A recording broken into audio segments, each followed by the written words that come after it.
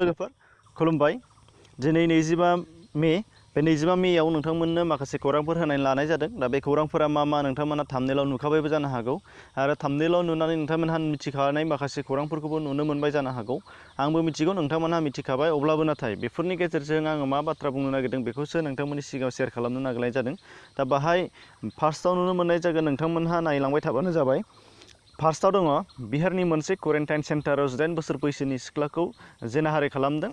मिथिनो मोननाय बादिब्ला बिहारनि र'हतास जिल्लायाव जादों बे जाथाया आरो जाथायनि खौराङा मैया 24 मेनिमोन आरो खौरांनि बादिब्ला क्वारेन्टाइन सेन्टार सेरनि सासे सिख्लासाया न'आव टयलेट गैयैनि थाखाय गावनि आबाद फोथाराव गावसिनि आबाद फोथारथिंजाय थांदोंमोन होनदों टयलेटआव थांनो। बेनिफ्राय बेयावनो क्वारेन्टाइननि सानै सुबुङा सिख्लाखौ गाग्लोबो होनदों आरो गुबुन 4 सुबुंखौ बिसोर सानैया लेंहरदेरनानै जिनाहारि खालामनाय जादों होनदों। पुलिसआ क्वारेन्टाइननि 2 सुबुंखौ हमनानै दोनथ'नायनि खौरां मोननाय जादों, नाथाय 4खौ नागिरगासिनो दङ होननाय जादों। दा बे खोथाया बे बिहारनि जाथाय, नाथाय बेजोंनो लोगोसे नोंथांमोननि सिगाङाव आं शेयार खालामनो नागिरनाया बेसो, जोंनि आसाम हथात जोंनि एबा नोंथांमोननि ओनसोलनि जेसेबांनाखि दानि क्वारेन्टाइन गोदान खालामफैदों, दा बेयावबो बेफोरबायदि जाथाया जाथावना नङा। बेयो गोरोन्थि, माब्लाबा बेबायदिफ्राय देरसिनबो जानो हागौ, बा जायाबो जानो हागौ। दा बेनि थाखायनो जायफोरनि ओनसोलफोराव क्वारेन्टाइन सेन्टार खालामफैबाय, दा बेफोरनि ओनसोलनि सुबुंफोरा सांग्रांथि थानांगौ। फारसेथिंजाय बिथांमोननिफ्राय जायफोरनि क्वारेन्टाइन थाफैदों, क्वारेन्टाइन थाग्राफोरनिफ्राय बेराम बारदेरनायनि थाखाय जोङो सांग्रांथि थानांगौ आरो फारसेथिंजाय बिथांमोननि गेजेरावहायनो जायफोर सुबुंफोरहा बेफोरबायदि नैबेबायदि मुगैथाव आखलनि मानसिफोर दङ, दा बेनि अनगायैबो गुबुन केसनि माखासे मानसिफोरबो थानो हागौ। दा बेफोरनिफ्राय जोङो सांग्रां थानांगोन। बेनि थाखायनो क्वारेन्टाइन ओनसोलफोराव थानाय सुबुंफोरा सांग्रांथि थानांगौआ बयनिख्रुइबो गोनांथारसिन जानानै दङ। फारसेल' नोजोरजों नायनानै जाया, फारनै फारथाम गासैबो बिथिंनिफ्राय नोंथांमोना नोजोर होनानै नायनो हायो। बेनि एग्जाम्पलखौ नोंथांमोना नैबे जाथायनि सायाव अर्थात नैबे खौरांनि सायाव नोंथांमोनहा नायबिजिरनो हानाय जागोन। दा बिनि उनावहाय नोंथांमोनहा नुनो मोननाय जागोन मैयानि जाथाय, जाय जाथाया जादों साइकेलजों स्कुटिजों सौदावनायावनो बुथारजानाय। दा बे जाथाया जादोंमोन जोंनि आसामनिनो, नोंथांमोना नुनाय जादों। बुथारजानाया जादों सनातन दास एबा सनातन देखाबो बुंदों गुबुन खौरांफोराव। दा बिथाङा हयजुल हक मुंनि सासे मानसिनि स्कुटिजों सौदावदोंमोन आरो बेयावनो 4 लोगो लानानै सनातनखौ बुयैनो फोथैनाय जाथाय जादों। दा बे जाथाया हाजोआव जादोंमोन मैया 24 मे। दा बे खोथाया जोंनि ससियेल मिडियायाव बयनिसिमबो गोसारखांखाबाय। दा बेखौनो लानानै नोंथांमोननिसिम बुंनो नागिरनाया बेसो, दा बेफोरबायदि गोसोम गोसोनि सुबुंफोरनिफ्राय जोङो आक्रमण खालामजानायनिफ्राय जों सांग्रां जानांगौ। दा बेयावहाय बुंनो नागिरनाया जादों जोंनि साफ्रोमबो जानाखि नायगिरि नोंथांमोन, दा खोनासंगिरि नोंथांमोननि बेलायाव बा जोंनि बेलायावबो बियो मालाबा जाया नङा जानो हागौ। दा बेनि थाखायनो जोङो सांग्रां जानांगौ गावबा गावनि दा हारसिं हाला ओनसोलफोराव बेबायदि गोसोम गोसोनि सुबुंफोरनि सायाव बा ओनसोलाव जों थांनाया गोरोन्थि जागोन।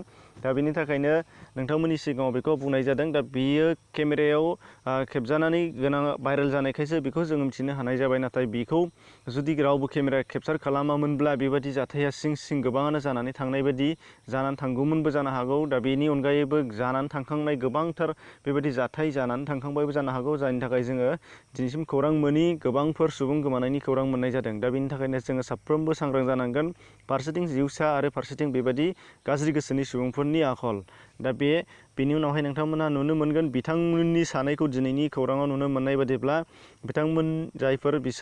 जायफोरा बुथारदोंमोन बिथां सनातनखौ, बिथांमोननि सानैखौ हमनाय जाबाय होनदों। दा बेनि गेजेरावहाय माखासेखौ नुनो मोननाय जायाखै, दासिम नागिरगासिनो दङ होनदों दानि बावैसो खौराङाव।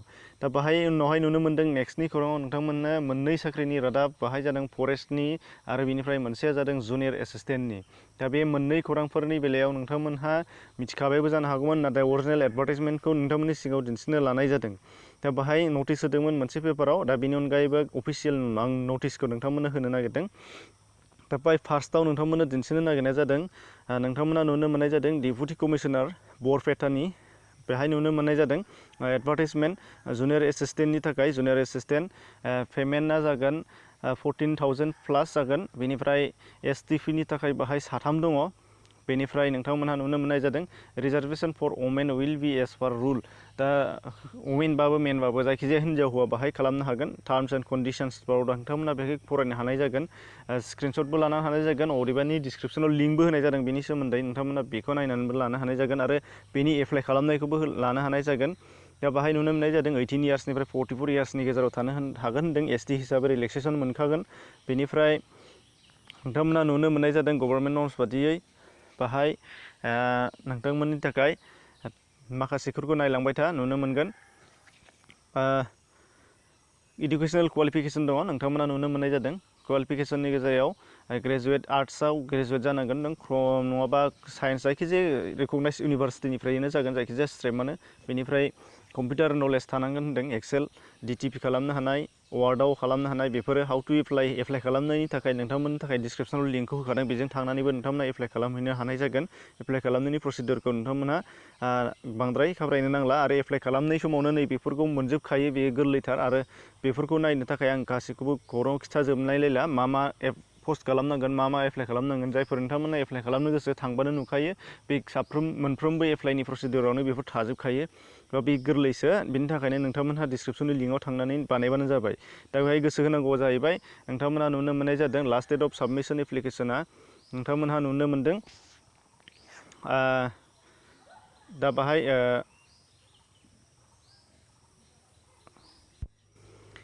दा बाहाय नोंथांमोनहा नुनो मोनदोंमोन लास्ट डेटखौ नोंथांमोननि थाखाय लास्ट डेटखौ दिन्थिनानै होदोंमोन लास्ट डेटआ जाहैदोंमोन 3 एप्रिलावनोमोन नाथाय बियो जा एक्सटेनसन जादों बेनि थाखायसो नोंथांमोनखौ खावलायनाय जादों दा एक्सटेनसना माब्लासिम जादों नोंथांमोननो दहायनि सिगांनि एडभार्टाइजमेन्टआव नोंथांमोननो दिन्थिनाय जादोंमोन नोंथांमोनहा बेखौ नायना लाफिननो हानाय जागोन इजिलि नोंथांमोननो दिन्थिनाय जादों बाहाय नोंथांमोनहा नुनो मोननाय जादों 5 जुनहालागै 5 जुननि 5 PM बेलासिनि 5 बाजिसिम नोंथांमोनहा बेखौ एप्लाइ खालामनो हाफिनगोन होनदों दा बेनि थाखाय नोंथांमोनखौ बे खौराङाव लाबोनानै होनाय जादों दा नेक्स्टआ जादों नोंथांमोननि थाखाय फरेस्ट डिपार्टमेन्टनि थाखाय आङो अरिजिनेल एडभार्टाइजमेन्टखौ लानानै दिन्थिनो नाजादों अरिजिनेल एडभार्टाइजमेन्ट फरेस्टनि दा बाहाय फरेस्टनियावबो PDF फाइल दं नोंथांमोनहा डिसक्रिपसनाव लिंक दं बेजोंबो नोंथांमोनहा थांनानै बेखौबो नायनो हाग्रोगोन आरो नङाबा फारि फारियै आङो माखासे बिथिंखौ खिथानानै होनो नागिरदों बाहाय फरेस्ट डिपार्टमेन्टनि नोंथांमोनहा नुनो मोनदों दा बाहाय फारि फारियै नुनो मोननाया नोंथांमोनहा नुदों पस्ट हिसाबै फरेस्ट 1आव दङ 144 बेनिफ्राय पेमेन्टनि स्टेनोग्राफार दङ फरेस्ट गार्ड दङ सार्भेयर दङ महूत ओमफ्राय कारपेन्टार ड्राइभार 50 दा बेफोर भेकेन्सिफोर आरो सेलारिनि पार मान्थनि सेलारिनि चार्ट बेयो नोंथांमोना स्क्रिनशट खालामनानै लानानै नायनोबो हायो आरो बेनि उनावहाय बाहाय नुनो मोननाय जादों माखासे केटेगरि वाइजै फरेस्ट 1आव दङ नोंथांमोना STPनि थाखाय मेल 20 फिमेल 9 फरेस्ट गार्डआव दङ नोंथांमोना नुनो मोनदों STPनि थाखाय 71 मेल 30 फिमेल बेनिफ्राय स्टेनोग्राफार ग्रेड 3आव गैया ओमफ्राय सार्भेयराव मेल सासे दङ STनि थाखाय ST प्लेननि थाखाय महूतनि थाखाय गैया बेनिफ्राय कारपेन्टारनि थाखाय गैया ड्राइभारनि थाखाय 3 दङ दा बेखिनि दा बेफोरबो नोंथांमोननि थाखाय गोनां बेनिफ्राय एस दङ फरेस्ट गार्ड सार्भेयरनि गासैनिबो खोथा नोंथांमोना बाहाय मोनजोबगोन फारि फारियै रिलेक्सेसन ST दा बेफोर डिटेल्सखौ नोंथांमोना गासैखौबो नायना लाब्लानो जाबाय डिसक्रिपसनाव लिंक दङ एप्लाइ खालामनायनिबो गासैखौबो दा बेखिनिमोन नोंथांमोननि थाखाय दिनैनि बे भिडिअआ आसा खालामो नोंथांमोनहा भिडिअखौ मोजां मोनदों लाइक खालामबानो जाबाय नोंथांमोना डिसलाइक खालाम जेबो प्रब्लेम गैया एसेनोसै गोजोन्थों।